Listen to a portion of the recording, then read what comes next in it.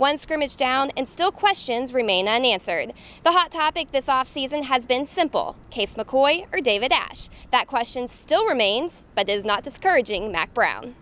I thought they both did a good job, and that's a good thing. I think we're going to have two good quarterbacks to play right now, and we'll just have to figure all that out as we go through. Still got 2.5 weeks, but it's not like it was last year. Most of the time around here, we haven't had a backup quarterback that could go in and win. And right now is the first time that I think we're in the best shape. We're not in the best shape with a starter because we've had All-Americans at that position, but both of those guys give us a chance to win right now if they protect the ball, and they both did that last night. Case McCoy and David Ash have said to have grown compared to last season. Exactly how much? Here's what Mack had to say. You got to protect the ball. You got to have some explosives. You got to score in the red zone. But that is happening naturally if you're just managing the game.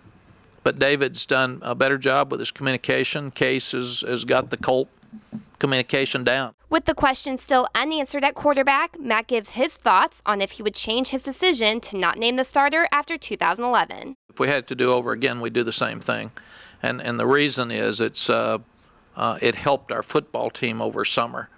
I think the young receivers are further along because both quarterbacks were out there competing and teaching those guys, and the timing in the passing game is better than it was when we left spring practice. And both of the guys still have some hope, and they still have a chance. And I do think there'll be times this year we'll play both of them, regardless of how we separate it.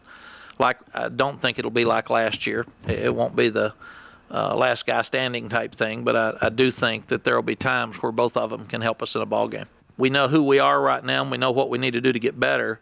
I don't know today, Kirk, that we can say that we're ready yet to do that. So we've got to continue to throw it better.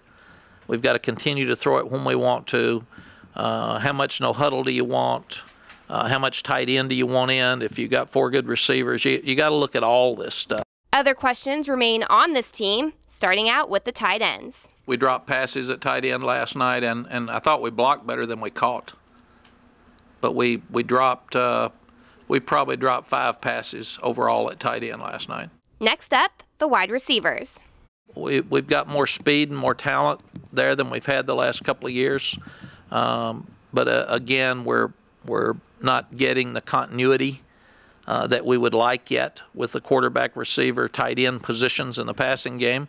We've made progress. There were some really nice plays last night, but we've got to continue to improve in that area. And how about that defense?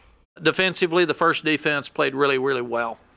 We were excited about them. There were some question marks, but overall they had a great night. Other than forcing turnovers, we've still got to develop backups.